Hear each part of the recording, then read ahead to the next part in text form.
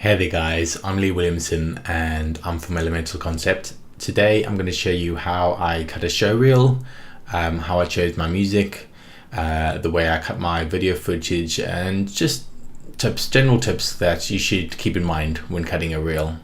Without further ado, let's dig in.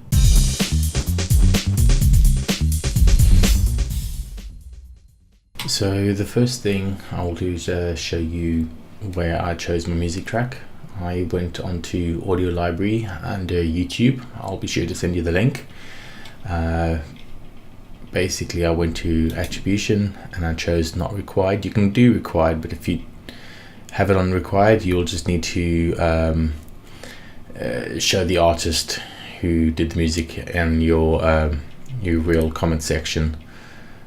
The next thing I want to do is on my duration. I usually like to keep my reel down to a minute, so I usually try and find tracks that are a minute long. That way it's got a nice fade out at the end that's more natural. And one thing I find that's quite important is actually have a track that builds up fast in the beginning, essentially gets to the point, so you really feel like you spring into the beat of the music.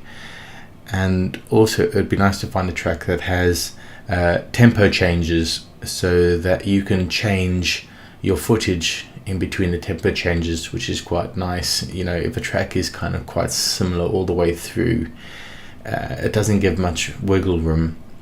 And then perhaps something that has a nice little build up at the end or a nice fade at the end just gives it something, some more spice to your video. Something else that's worth taking into mind is trying to find a track that you've almost got to imagine that you have the taste of multiple people. So try and find a track that isn't too annoying to someone with specific taste. I might have failed a little bit on this one because maybe some people might not quite like the little dancey type music that are used in this. But yeah, just take that into consideration. Almost imagine you're choosing a track that is pleasing to all tastes, and that way you more than likely will prevent the person from wanting to turn the sound off in your video when watching your show reel, and keep them watching for longer, because they might just turn off simply due to your track use. So keep that in mind. If I go into my animation, the next step is, once you've put your track in and chosen some of your transitions, it's good to find a way to use something called advanced eye trace. Now, put it this way, a viewer can be quite lazy. You don't want them to look too much all over the screen. You kind of want to lead the eye to different places on the screen. So the way I transitioned between frames, like for example, you'll have the cameras going towards the middle, flying through, and then as it gets here, I've just done a mask going from bottom to top. And so what you're doing is you're leading the viewer's eye up, but at the same time my video footage is actually going up. So all I'm really doing is I'm using a mixture of advanced eye trace to lead your viewer up.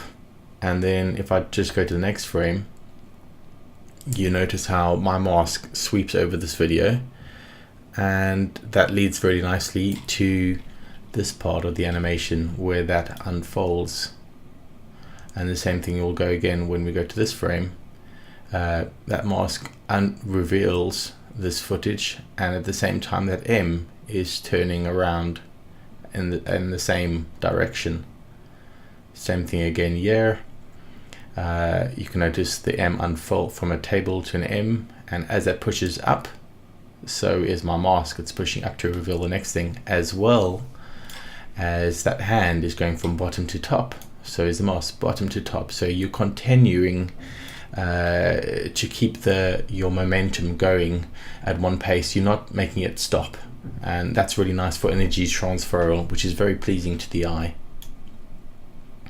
And same thing you see here. Sometimes you can go down, and if you want almost like a bouncy ball effect, you can make it go in the opposite direction it came from. So you pull it down and then pull it up. So you're literally leading the viewer's eye down to the bottom, and then you notice these pizza boxes are stacking up and they're going up. And this one can be quite subtle. It's going up and the character's walking forward. Same thing again, he's walking forward.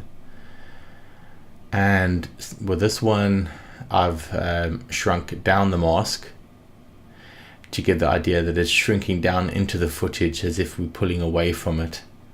And so you get that feeling of boom.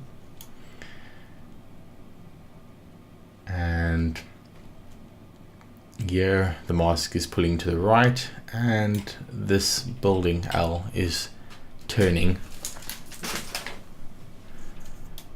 And the next step I want to do is I want to lead the viewer's eye to the left side of the animation, where I'm going to reveal this logo.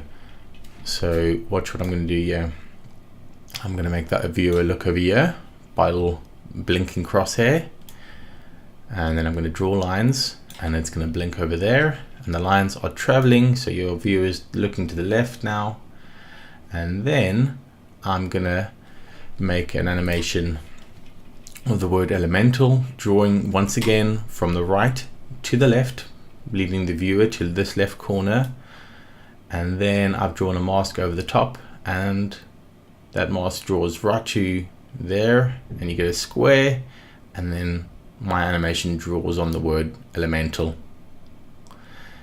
And yeah, that just gives you a little bit more of a it doesn't make your viewer's eyes work too hard, and therefore that it's more pleasing to the eye.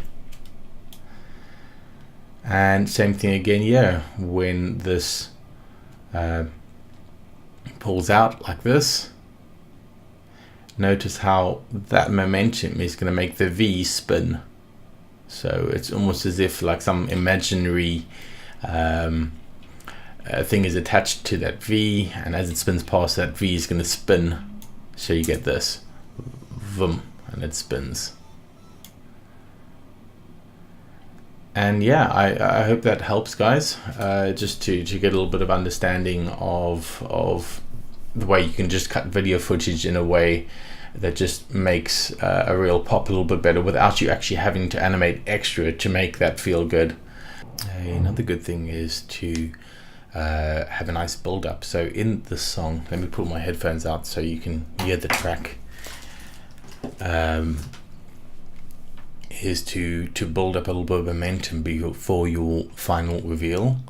So if I turn my volume up, you notice this music builds up over here, and here comes the build up, and reveal.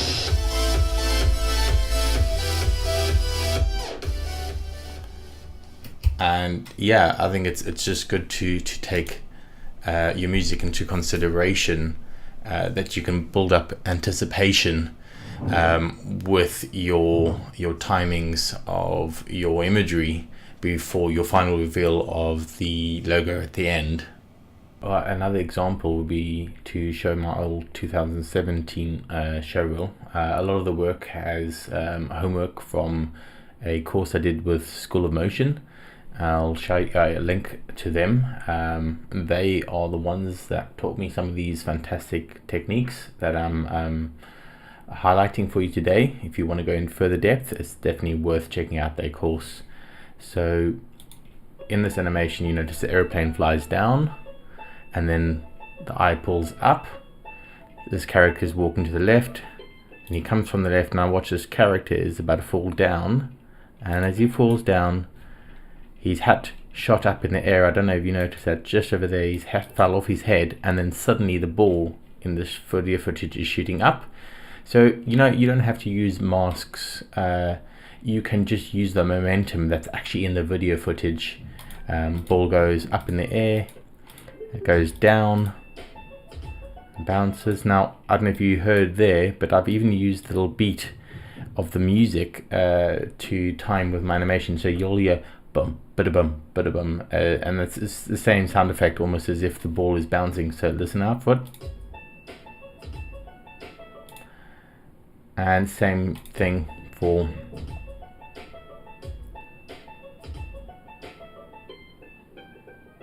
so now here's another one. Now this girl is going to be throwing a ball, and I had totally different footage here where a ball is coming in from the left and bouncing and dropping. Now originally this video footage of this girl throwing a ball, all I did is I flipped the video footage so that the ball could be going from left to right, and that way transfer of emotion. Totally different video footage, there's a ball bouncing, and if you can listen in the background you can hear the sounds of a little bell in the track that goes ding ding ding ding, and it's timed exactly perfectly to the way the ball bounces here, which was a pure fluke, but anyway it worked. Bing bing, and same thing again. Yeah, this ball is being hit by this ping pong bat. Same thing with a bing bong, bing bong, bing bong. So you can use music to drive your animation, or take your video footage to drive the sound effect of the music. And a year ago, as this is about to change the next frame, there's this sound, and it works perfectly fine in this transition.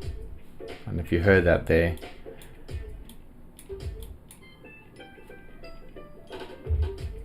so that was a great way to use that momentum also once again with the sound effect.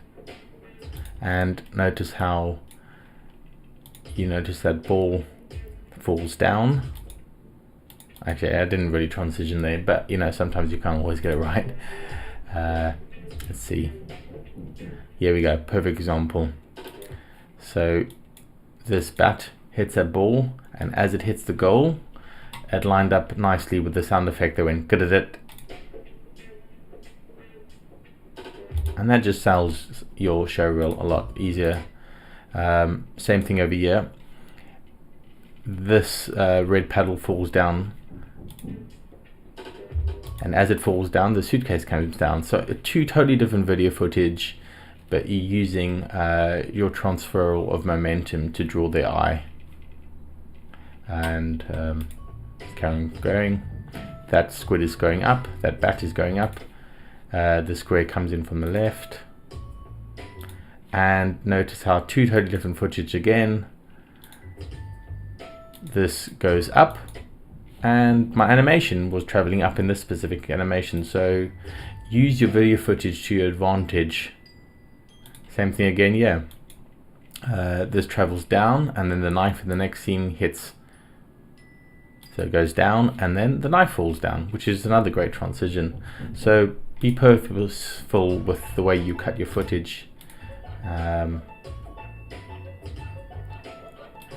we go, there was another one. You have Mega Man jumping off a building, jumps off the building, and he's going down, and we can use more of a bouncing ball effect. Now you've laid your eye down, and then the square shoots up. And yeah, there we go. And same thing again, yeah, when he kicks the screen, like the sound of a record coming to a stop. That little sound effect that I did actually add in wasn't part of the track, but sometimes you can add a few extra sound effects where the beat didn't quite match in as well. So I hope you found that helpful too.